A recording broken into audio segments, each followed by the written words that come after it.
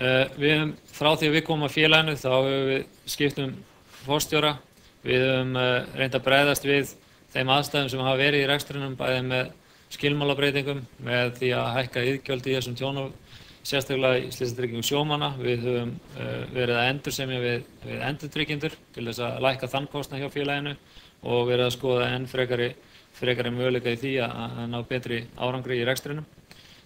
Við sjáum góð tækifæri í rekstrinum í Noregi. Við höldum að það séu mikil vaxtartækifæri og við höldum jafnframt að það séu mikil vaxtartækifæri hér á landi og markmið okkar klárlega að ná þessum tveimur félögum og samstæðunni í heild sinni í betra form eins fljótt og auðið er. Nú, það er rétt að nefna það að við erum enn að bíða eftir heimild frá Fjármálaeftirlitinu til þess að fara með virkan eignarhlut í Tryggingamiðstöðinni og við vonumst til þess að það fara að skila sér hvað á hverju. Þannig að heilt yfir sjáum við viðsnúning kláran á árinu 2008 og teljum að þetta eigi að geta skila sér nokkuð þétt á árinu 2009. Varðandi private equity þá bara til upprifjunar eru helstu eignir hér settar á blað. Ég ætlum ekki að fara yfir þær allar í smáatriðum en ætla snerta svona á þeim helstu. Eins og við tilkynntum í tengslu við kaupin á fasteignafélögunum í desember eða lok nóvember að þá voru búin að skrifa undir viljayfirlýsingu við Landik að kaupa fasteignafélögin sem voru í starfsemi í Bretlandi og Evrópu. Við erum búin að ganga frá því núna með formlegum hætti, þannig að við seldum þessa eignarhluti inn fyrir tæpa 21 milljarð króna og fáum borgað með breytanlegu bréfi í Landik til 5 ára. Eins og kemur fram þarna þá breytirétturinn fyrst virkur á öðru ári. Með þessu teljum við sem búin að einfalda eignasafn félagsins en ekki síður styrkja Landik til frekari sóknar á erlendri grundu og ég held að þetta hafi verið mjög mikilvægt að klára þetta með þessum hætti þannig að við getum nýtt þá þekkingu og infrastruktúr sem hjá Landik.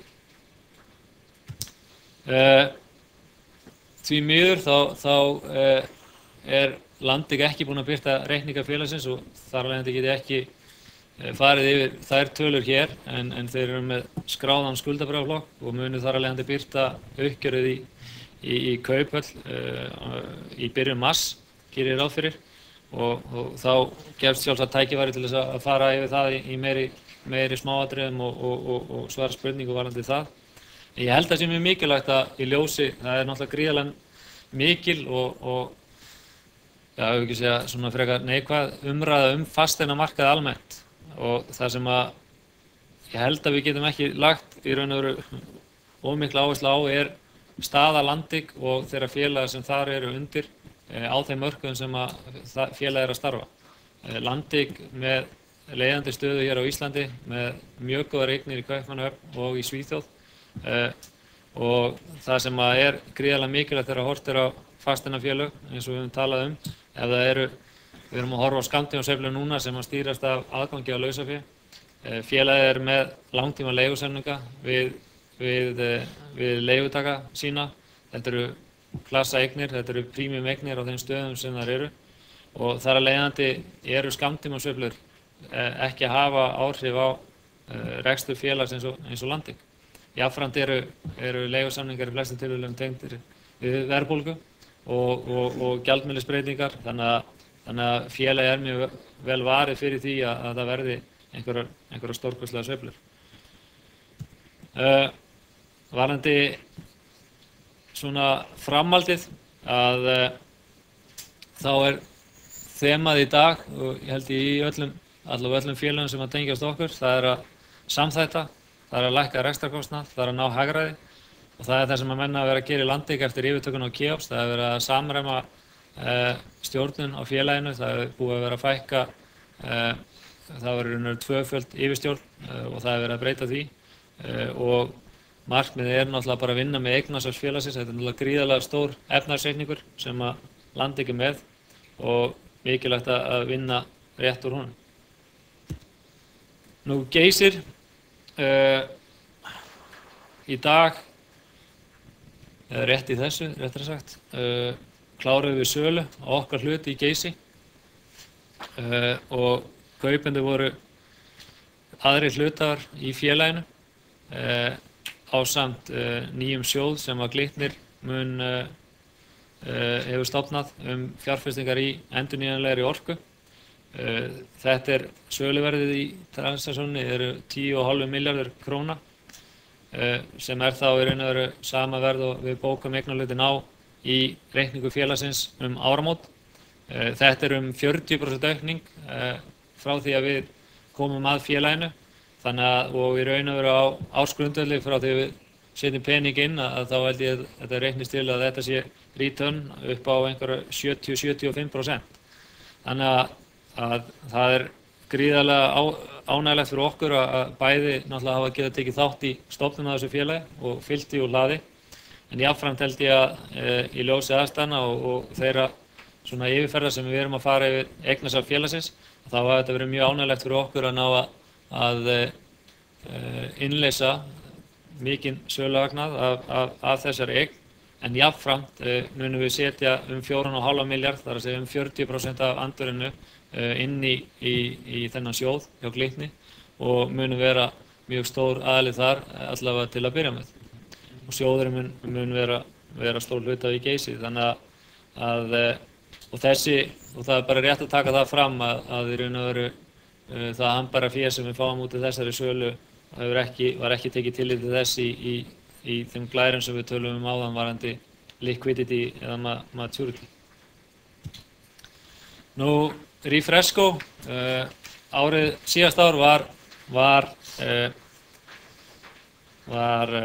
erfitt, sérstaklega sumarið, en út af veðri.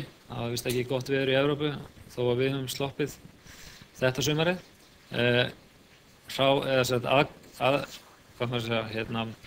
Raw material hækka verulega verði og orkukostnaður í Evrópu var að hækka mjög mikið. Við keyptum þessi félög, við erum búin að tvöfalda félagið og það sem við erum búin að ná að gera er að gera þetta stærsta private label félaginu í Evrópu, en að sama skapi verið að stilla strengi varðandi áframhaldið í þeirri stækkun og við erum raun og veru bara búin að búa til næsta lista yfir næstu verkefni. Inspired, ég kom inn á það áðan, það var í raun og veru, þar erum við með tæplega 20% eignarhlut, byggðum hann upp, fórum í viðræði við félagið yfirtöku sem að féllu sjálfsig og endanum út af aðstæðum. Við höfum haldið okkar hlut í félaginu og höfum mikinn áhuga á því og okkur sýnist að það séu nokkru fleiri sem eru mjög áhugasamir það félag, þannig að það verður mjög fróðlegt að fylgjast með því hvað gerist í framhaldinu. Nú, Northern Travel Holding er náttúrulega stór eign í okkar safni. Við erum vonandi að sjá fyrir svona endan á viðsnúningstímabilinu hjá Stelling og vonandi ná að fara að sjá góða plústölur þar og Iceland Express hefur verið með mjög gott ár á síðast ári og útlitið mjög bjart hjá því félagi og það rétt að benda það að við réðum nýjan forstjóra yfirraunum móðurfélagið eingöngu til að sinna þessu verkefni og má segja að það hafi spilast mjög vel úr því. Nú, framhaldið í okkar huga mjög mikilvægt að hafa hugfast að við erum búin að endurfjármagna stærstan hluta af skuldunum fyrir 2008, einungis tæpir 9 milljarðar eftir. Þar af í raun og veru 3 milljarðar í repo-samningum sem að nú rúlla svona jafnaði frekar reglulega og auðveldlega. Við erum vel sterkir til þess að kofera þetta og meira til.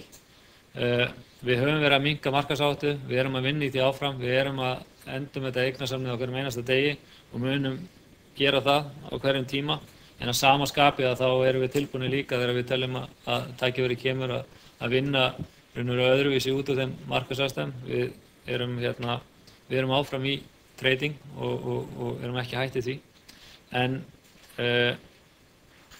að síðustu svona rétt að nefna það að þrátt fyrir þá þróun sem átt sér stað frá áramótum að þá hefur okkur tekist að stýra félaginu þannig að eiginfjárhlutfall félagsins yfir 30% og ég held að þó að í venjulega árferði að þá myndum markmið okkar að vera með hærra eiginfjárhlutfall 40%, að þá held ég að það sé mjög ásættanlegt að hafa náð að stýra félaginu með þessum hætti í gegnum þann túrbulans sem verður haldið áfram á fyrri hluta þess árs. Nú höldum áfram að vinna úr markaðsáætluninni. Við munum einbeita okkur að leikjunum okkar, Glitni, TM og Landik og síðan förum við að skera niður rekstrarkostnaði með harðri hendi og sjálfur við byrjum á því strax á síðasta ári en munum halda áfram á þessu ári. Nú, þá í raun og veru opnað fyrir spurningar, hvort sem að þetta mín eða Jóns, Ásgeirs og síðan ég með forstjóra TM, Sigurð Viðarsson, hérna með mig líka, ef að menn vilja punda á hann, þannig að hérna bara opið fyrir spurningar.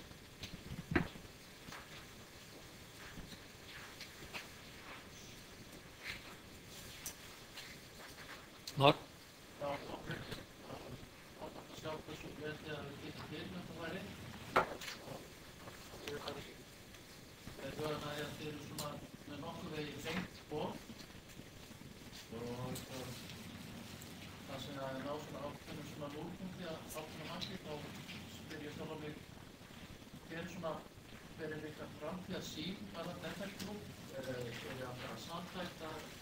Einingar eða einhverju slæsing en dæsing, svona stór spurningi. Það verður FL-klúbb eftir 5 ár og þú ert ekki atvinnuleitari.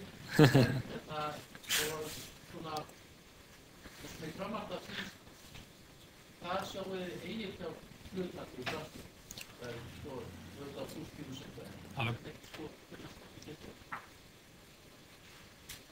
Hvar eru FL eftir 5 ár? Þetta líklegast flóknasta spurning þessa dagana sem að maður svona berjast við að átta sig á svona hvernig þetta verður næstu vikunar.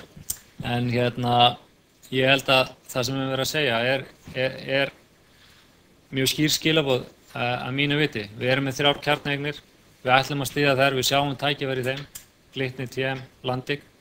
Við sjáum tækifæri í því að breyta og fá aðra samstarfsaðila með okkur inn í private equityð og vinna það með öðrum hætti, en á sama skapi munum við halda í raun og veru capital markets einingun okkar þar sem við erum í trading og við sjáum fyrir okkur að við munum í raun og veru ná að samþætta að hluta til tryggingastarfsemina eða tryggingafélagið og starfsemi FL með upp af ákveðnu marki þar sem að við teljum að við getum náð ákveðnu hagræði þarna á milli hvernig við vinnum úr því og ég held að tækifæri felist í því til að mynda ef okkur tekst að efla það félag verulega og jafnvel á einhverju tímapunkti stækka það sem að undirbyggja þá starfsemina enn frekar og gefur okkur þá bæði stöðuleikann og tækifærin og grundvöllin til þess að byggja upp á fjárfestingarleiðinni. Þannig að maður sér alveg fyrir sér að það geti myndast tækifæri á þeim grundvölli á einhverjum tímapunkti. En ég held að aðalfókusinn núna náttúrulega bara að taka til, að hafa borðið hreint og vinna úr í raun og þeim aðstæðum sem við erum að glíma við á þessum tímapunkti og í raun og veru vera í það stakk búin að fara að byggja svo upp þegar við erum búin að taka hans til hjá okkur. Var þetta eiginfjárhlutfallið þá eins og ég sagði áðan þá höfum við verið að horfa á það að 40% pluss sé ágætis eiginfjárhlutfall fyrir félag eins og okkar, sérstaklega eftir það breytingar sem við erum búin að gera á félaginu þar sem að þetta er orðið svona klárlega mun stabíla heldur en verið hefur og þannig að til lengri tíma þá myndi ég segja að markmið okkar væri að vera 40% pluss eiginfjárhlutfall.